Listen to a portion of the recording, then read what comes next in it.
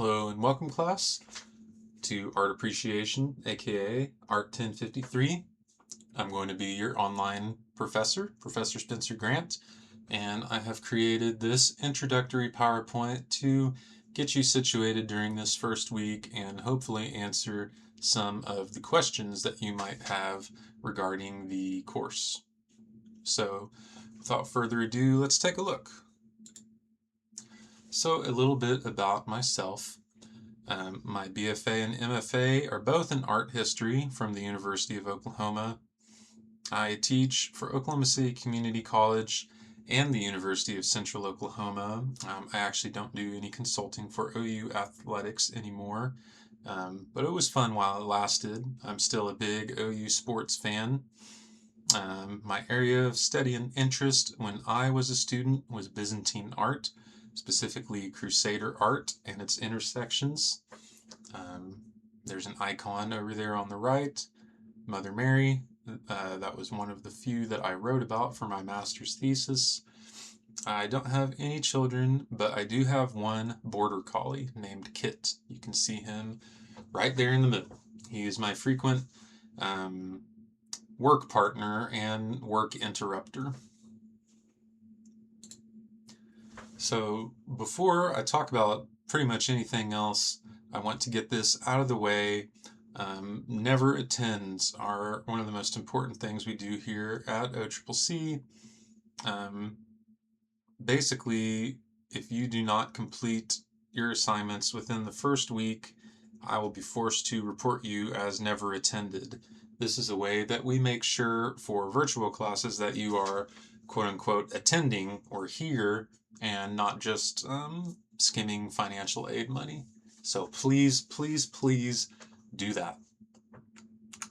All right, now about the actual course. So this is a 1000 level / freshman level course. I'm not going to have you write a 10-page paper, but writing will play a part in this course. But it will also be broken up with quizzes and worksheets. This course is asynchronous. That means we complete it week by week at your own pace. We do not meet in person. It is entirely online. There is a full slate of extra credit assignments down at the bottom on Moodle. Your biggest assignments / assignments you should probably pay attention to and complete are the final project and midterm. No extensions past the end of semester deadline unless agreed with by me prior to. Please, please, please get with me if you need extensions.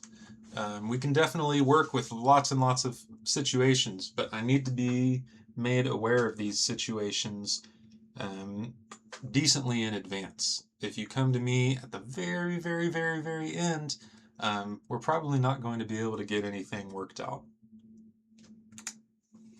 Course structure. So we will have a chapter per week of the textbook. That'll be kind of your main assigned reading. And then, in keeping with the spirit of having somewhat 2 class periods per week, you'll have 2 discussions per week, 1 quiz per week, and 1 other assignment, which will be a worksheet or a video write-up. Discussions will often be influenced by other assignments, such as worksheets or assigned readings, so keep an eye out for that. You will basically have a discussion based on your textbook reading and then 1 off of your assigned reading. Notable events. Week 4 is your midterm, since it is halfway through our course. The midterm will consist of matching, multiple choice, and short essay questions for content from weeks 1 through 4 of class. And this is everything: PowerPoints, videos, textbook reading. Week 8, your final course project is due. To go into that just a little bit, you will have either a 3-page minimum critical review of a work of art of your choosing, or you create a unique work of art yourself and submit a PowerPoint of it, including details such as your inspiration, like if Vincent van Gogh was a big inspiration, you would list him or say that you were very influenced by surrealists, or you created even like a cap for your high school graduation will work. Your creative process and a picture of your creation, ideally with you next to it. I want to harp on AI policy just for a little bit. Any usage of AI to write your own content will result in one rewrite attempt. But after that, all subsequent AI usage will be failed automatically. So basically one shot and then I'll fail it. There's no excuse to use AI, generative AI, in any of your work in this class. This is just a 1000 level course. I'm not asking you to move mountains here. If you use too much generative AI, you're going to end up like this little robot guy over here. Using too much generative AI stunts your creative abilities, it stunts your mental capacities, and you won't know how to do anything for yourself. The whole point of learning how to write well is being able to express yourself completely and express yourself in a way that puts you in a position to get what you want. And if you want to get what you want, you'll learn how to express yourself. But if you're constantly having something else do it for you, it's not going to work out for you very well. Now, some AI things to watch out for. I know we all love using Grammarly, right? But when you use Grammarly suggestions, that counts as generative AI because it rewrites your words for you. And if you've done vast swaths of your essay with Grammarly, it's going to show up as a very, very high percentage AI usage. So my recommendation is just write your paper.